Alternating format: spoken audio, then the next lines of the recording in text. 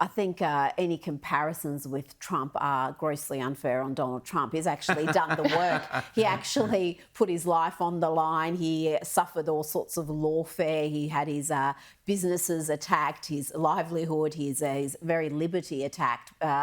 And through it all, he was articulating bold policy positions that he has been consistent on for years. So when he went to election, everybody knew what the choices were. The problem we've got with our election is I think the great majority of Australians who are not living and breathing politics every day don't know what the differences between these two parties are.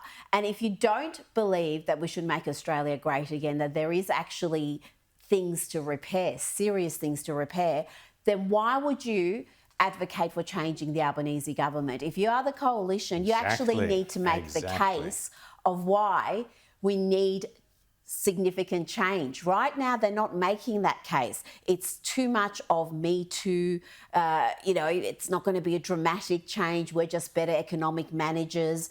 That is not a winning argument. You want to change a first-term government, you better make a compelling case to the Australian people of what's wrong in the country and what we need to change to get the country looking the way you want. And if that is represented by the words, make Australia great again, that shouldn't be some sort of, scary terminology that you have to back away from. I mean, and I want to pick you up on that, Freya, in a second, but I just want to play you the reaction from Labor to these so-called remarks. Let's have a listen. Today, they've been here making some rather strange comments and policies as well, trying to borrow from another country. What we know as Australians is that we don't need to borrow from anyone, because here we are building the fairest country on earth, the most prosperous country on earth, and the best country on earth. I think they said the quiet bit out loud. Peter Dutton's campaign to be Prime Minister is just a cut and paste from the United States. First he cut and pasted their policies, now he's cutting and pasting their slogans.